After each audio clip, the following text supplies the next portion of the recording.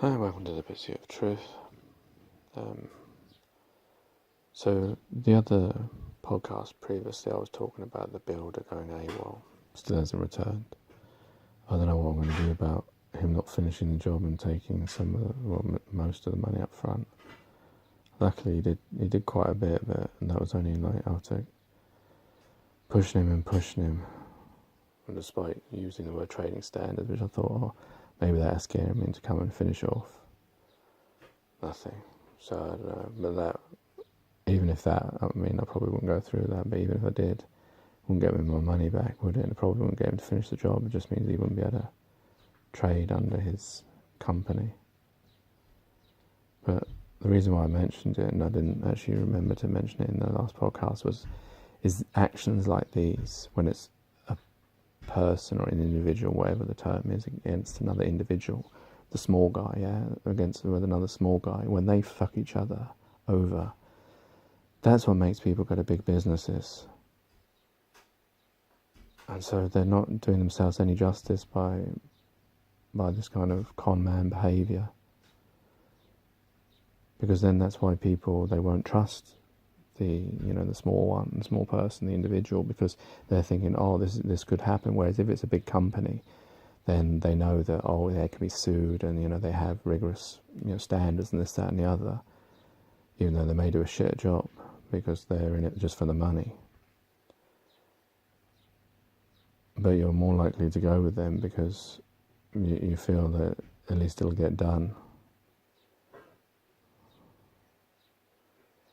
It's just unfortunate, because that's yeah. So that's what I just wanted to say about that. The other thing was to do with my leg.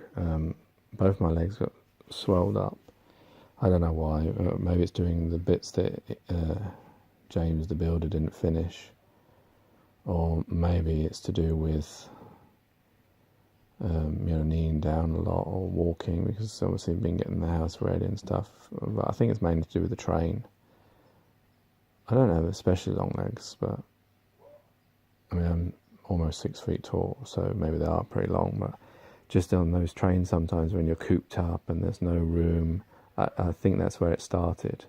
But I was stupid. I didn't rest, and I carried on doing the DIY stuff because I wanted to get it finished.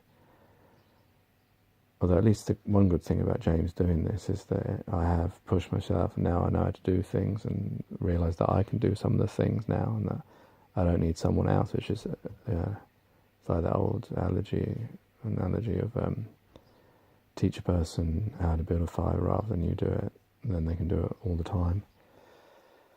Unfortunately, they don't teach us that in schools, which they really should do, these types of things. But then, of course, they don't want us to know these things because they want us to pay other people to do these jobs to keep their money wheel spinning. Yeah, so anyway, the pain I had this morning, I couldn't sleep. I woke up at 2, I had to come downstairs, I lied on the couch, I just couldn't, I think I slept for a few hours. It was just so painful, that nagging pain, and after that, it was very stiff, so I couldn't really walk properly. And then when I woke up at 4, right leg, it was so stiff, and it looked like it was misshapen. It was half bent. I couldn't even straighten it out. The other one's hurting as well, so that had to take the weight. But I did. Now my wife managed to get Nurofen and codeine, which I hope will help with it a bit. And I've been putting cold sprouts from the frozen fridge on there, which helped a bit actually. It made it go down. And then last night I used the hot one.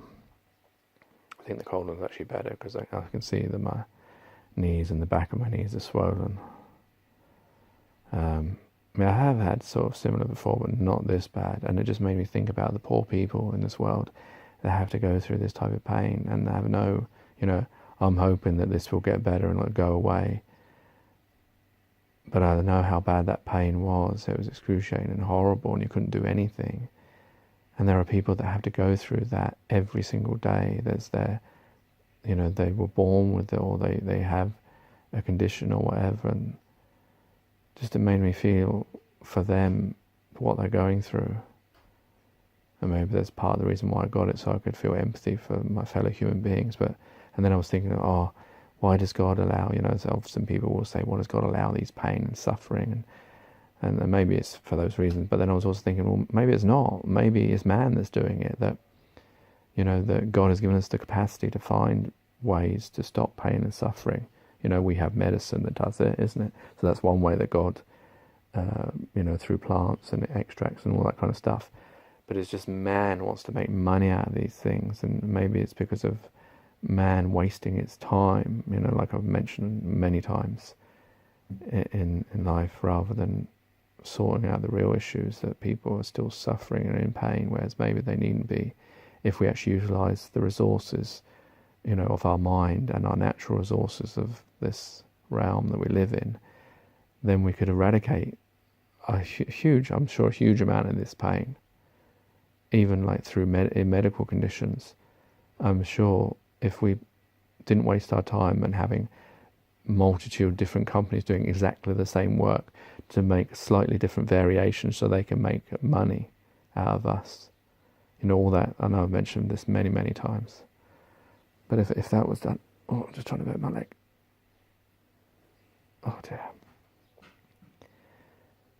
Yeah, and I'm sure there was another thing, but I don't really remember properly what it was now that I was going to talk about. Let me just have a think. Oh yeah, I remember now.